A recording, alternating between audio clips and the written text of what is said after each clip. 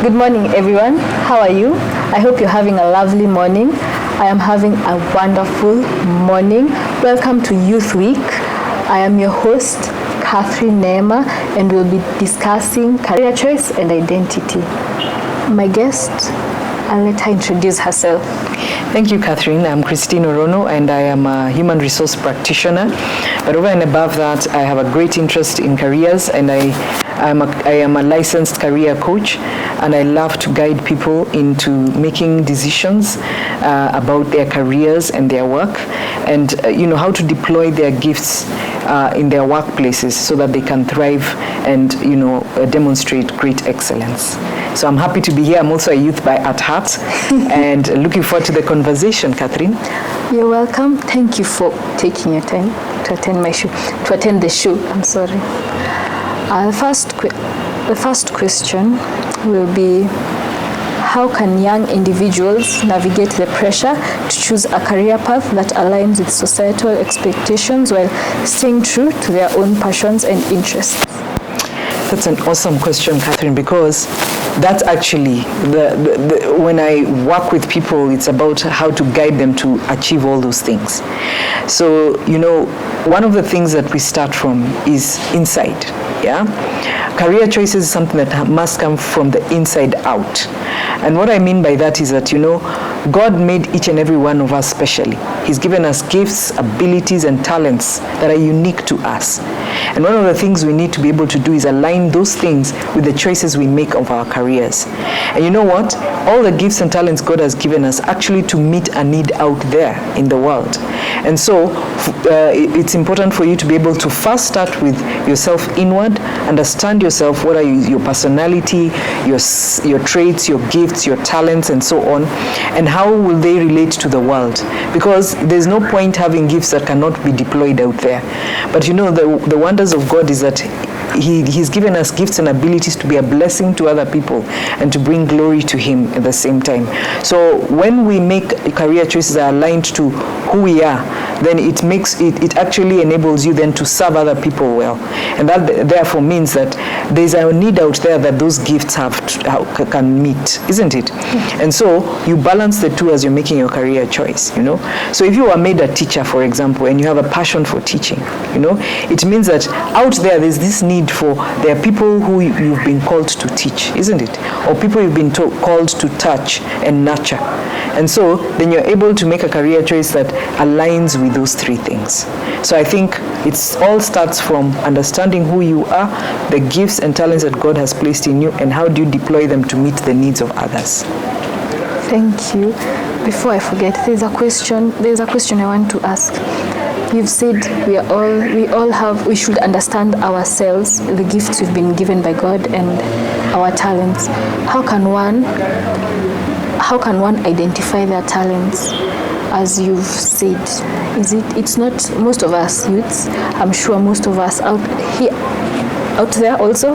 Personally, it took me some time before I knew what my talents were. But how can one get to understand their talents and know what their gifts and talents are? Okay, good question. Because it's at the bedrock of all career choices is understanding who you are. And some of the ways you can do that. One, go and ask your mother and father. By the way, everybody, even from the child who's been born 2 years ago, the parents can actually see some patterns of how that child operates, and some of the gifts begin to show up from a very early age. So for example, I have a 9-year-old daughter who I can already see her gifts and talents. She's very warm, friendly. She can get along with anybody, So already that's one pointer for me of the kind of person she is. So there are people around you who can already see your talents. People struggle with talents. Why? Because it's something that comes so naturally to you that you don't regard it much. And that's one of the things that makes people think that they don't have talents. Because just the fact that you can do something with ease and you think you've just taken it for granted, But other people are looking at you and thinking, wow, you're so great at X, So that's one thing. Other people can already see that. The other things that I do, with people is there are certain clues that God has given us. One, there's that yearning you have within you. Yeah? Even when you're growing up, there's a certain yearning you have, a certain motive you carry a certain passion or joy you carry inside of you that is only been put in there by God. And that sometimes can be a very big clue to what it is. You know, there are times I ask people a very simple question: is whose work fascinates you? Whether it's somebody you've watched on a TV, a movie, or a relative, or somebody even you don't know, but the kind of work they do deeply fascinates you. It talks about the yearning inside of you, yeah, because usually we actually say that like attracts like, isn't it? Yeah. So sometimes we're attracted by certain things that people are doing, and you know it's something that resonates deeply within you. So that always is a clue for me. Inner yearnings that people have when you are growing up. What is it that you yearned to do? One of the things for me, it was about teaching, you know. But I never thought that, we despised teaching because we used to see teachers only in the context of a classroom, yeah. But now I realize even what I do today is actually teaching, you know. So it was always inside of me, yeah. And even when I was asked by people when I was young, what do you want to be when you grow up? You know, the purest form of that yearning is at the age of 5, at the age of 6, you know. When you ask somebody, what do you want to be when you grow up? It's unadulterated, yeah. There's always a dream inside of you. So yearning is one. What do you do excellently? What is it that people thank you for? Yeah, all the time they always come to you and thank you for certain things that you do, because they can actually see that you do it with certain excellence, isn't it? Yes. Then there's also what do you do that you feel that you're so absorbed in it, you know, that even you don't notice time passing, you know. So, you know, like for me, when you open this topic of career, I mean, I can speak until tomorrow morning because it's deeply within me. It's a message that I know God gave me from within me. And there's a certain flow I get into when I get into that subject that was not given to me by training. And that's what makes the difference about talent. It's a natural ability that God gave you that did not come through training. Yes, we go through school, academics and all that, but the talent makes you stand out in something. Yeah, it makes you outstanding in something. And so when you ask yourself those deep, reaching, reflective questions, you're able to start to uncover those gifts and talents. Let me stop there. I could go on, but I think those are the key points for me. Thank you. The next question. What advice would you offer to young adults who feel conflicted between pursuing a career that brings personal fulfillment and meeting the expectations of the parents or guidance? That's a very, very loaded question, because many times I find myself sitting in the middle of a young person who wants to pursue a certain path, but the parent is insisting on a totally different path. So back to the question I just answered. I think for both parents and young people, really understanding that God gave us all special gifts and talents is the first point, which I've already spoken to.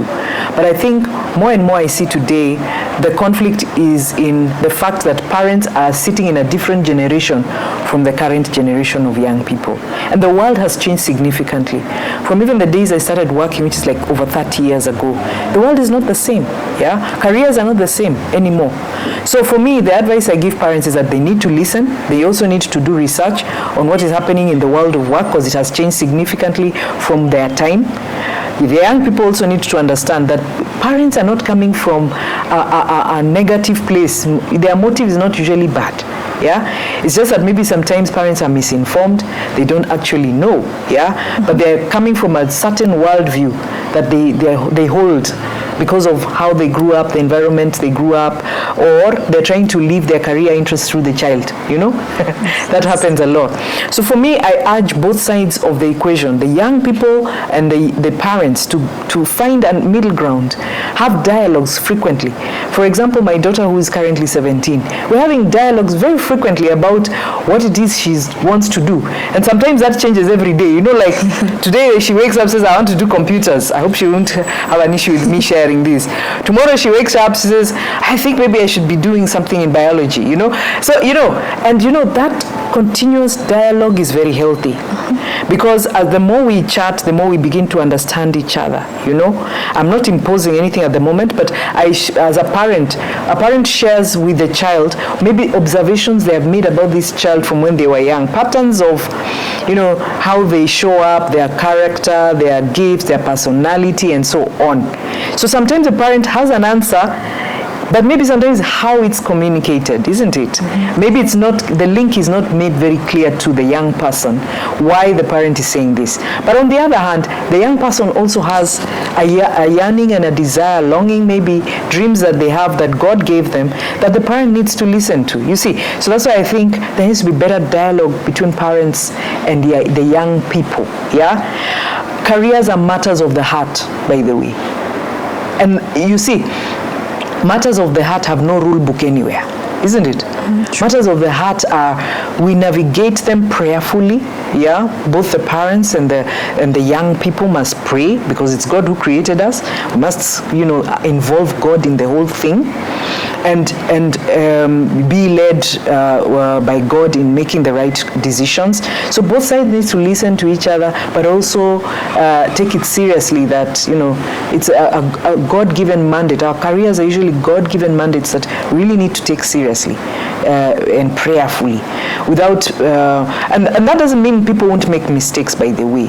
I think mistakes might be made because we are human, but that doesn't mean, in today's world, what I like and I'm excited about is that you can find your path back, you know? Sure. One, just the fact that you did a course and maybe it's not what you meant to have done doesn't mean that you are doomed. You can navigate a different direction, completely different direction, than when you find new information, yeah, about what you can do. So both sides need to understand that it's not a hard and fixed rule, but there's room to navigate and change course where need be. On that, I have a question. You've said, the previous question I've asked, you've said that children are born, have dreams. You ask them, what do you want to be? A pilot? I want to be a doctor. As time goes by, they tend to some of them tend to change their what they want to be. Can you say that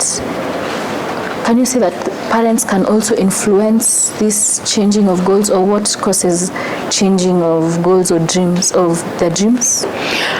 This is what I say about to that question, is the fact that most of the time we answer that question based on our exposure, yeah, which could be limited, because you can only be able to answer a question like that based on what you have seen. So you'll find, for example, in some families, they are all teachers. And why does that happen? It's just the career thing they saw other people doing, you know, or they are all doctors, you know. So, but you know what is exciting about today's world is that the exposure does no longer need to be limited, because we now have online resources where people can do a lot of research. So influences of career choices usually come from, of course, parents. The media plays a very big role nowadays. Peers play a very big role as well. You know, I remember people when I was in high school, and people used to sit together to fill those forms for career choices, you know, courses. Yes. So we would say, si tufanye computers, hiyo ndio inalipa, you know.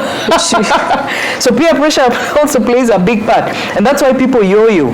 But you know what I found deep inside people is usually there's a certain motivation that never changes, despite the label you give it. Mm-hmm. Yeah. So I found people are always driven by something deeper than just the career choice itself. Yeah. So maybe it's a deep thing about social justice, for example. When I've held career workshops, I ask people that question of what was your first dream of what you wanted to be, yeah? And they will give you examples. Oh, I wanted to be a pilot, or I wanted to be a teacher, a nurse, whatever. And I go further to ask the question, why? And that why usually uncovers the real motivation behind that choice. And usually it comes from a much deeper place than just the label that they give it. And I find that even later, if they don't become that specific thing, you will still find that later in life they are still maintain the same motivation. You get? Sure. Yeah? Like there are these people who have a deep need to nurture others or to help others. So today it might be the nurse, tomorrow it might be a policeman, The next day it could be something else, but underlying that choice, there's always a deep motive, and that's what I prefer to uncover more than the label itself, because that motive can be met through different career choices, by the way. Helping people can come through very different career expressions. Yeah, isn't it? Yes. Yeah, the nurse is one, the doctor is one. Yeah, maybe just like healing people. That healing could be a psychologist, it could be a doctor, it could be a nurse, isn't it? So it doesn't really matter for me, that label. It's the inner deep motivation that's more important for me.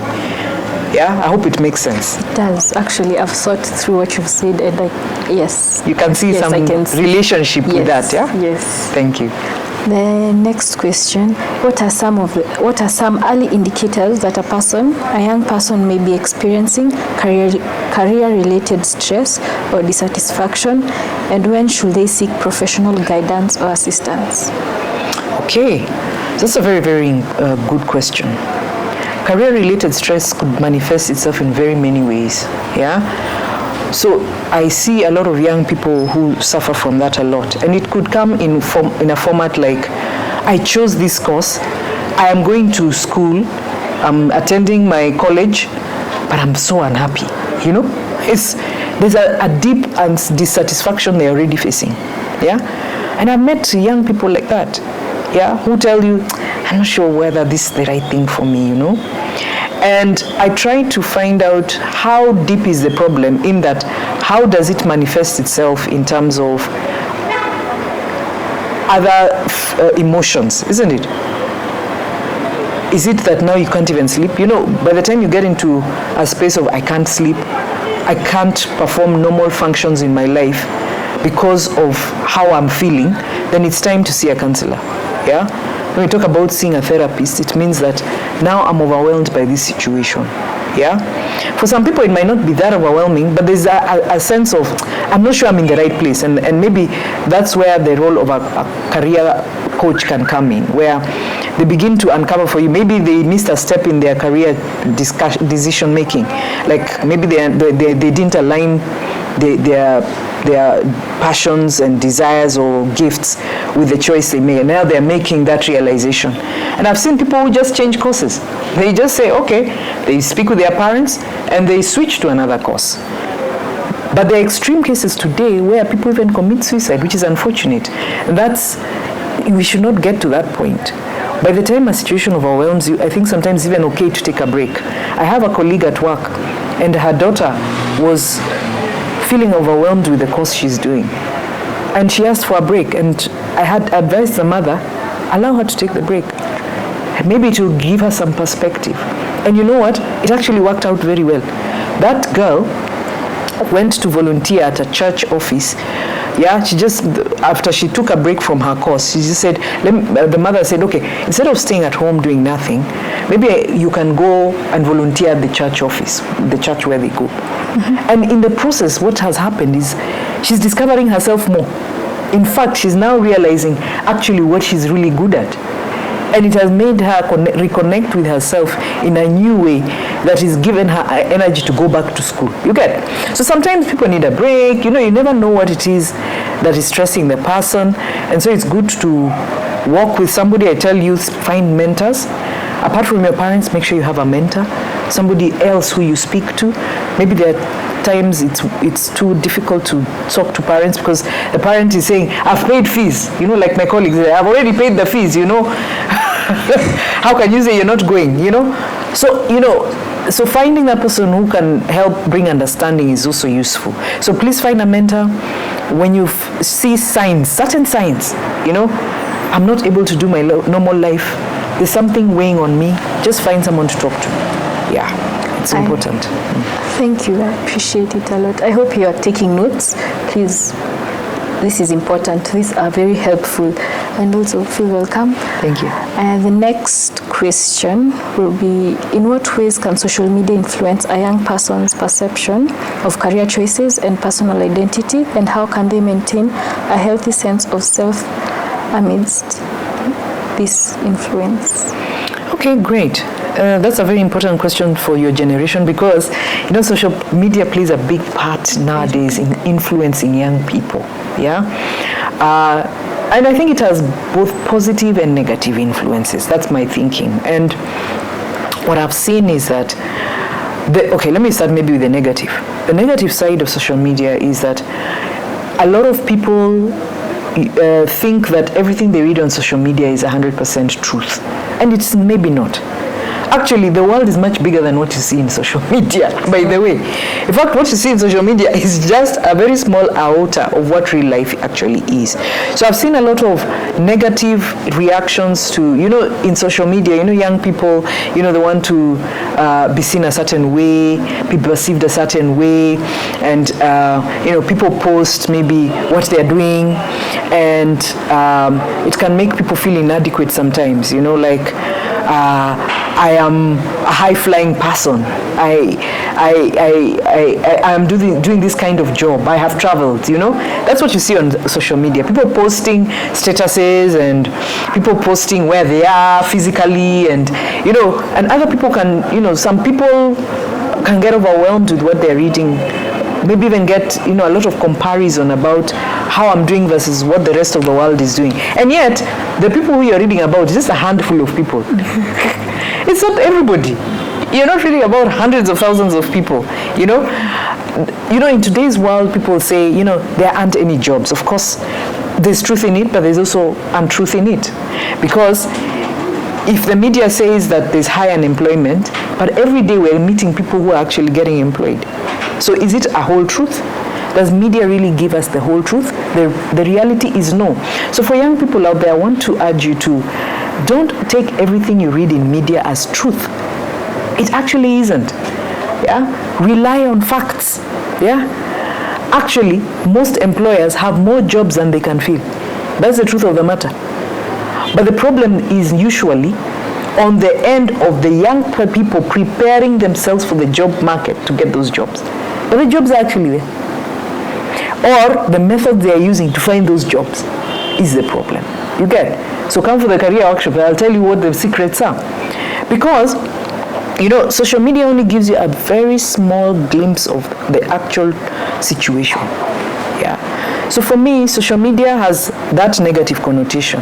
On a positive side, there's a lot to learn also on social media. Because, like myself, I am on social media. I learn a lot of trends from social media.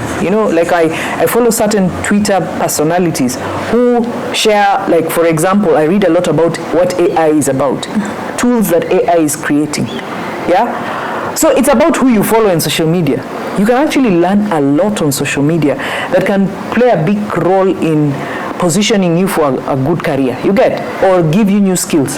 So I spent some time on social media, but for me it's about learning the trends, maybe in technology, learning career trends. It's about who you follow. So don't follow people blindly, don't scroll blindly. I think you need to be very deliberate and intentional about who are the people you follow, what subjects should you be reading about on social media, because social media can be one where we're just following celebs, but not learning anything in the process. Yeah, I'm not saying don't follow the celebs. I think in your generation you need to understand what's happening. Yeah, you have to be trendy, isn't it? But on the other hand, how do you also use it to shape the decisions you make around your career, the learning opportunities that are there, or the job opportunities that are there? There are certain groups I follow, for example, they talk about the career opportunities in freelancing, remote jobs. Those are the things that young people should be spending their time on, isn't it? Yeah. So for me, social media has its pluses and minuses. Based on how well you utilize social media, it can actually build you very well. Yeah.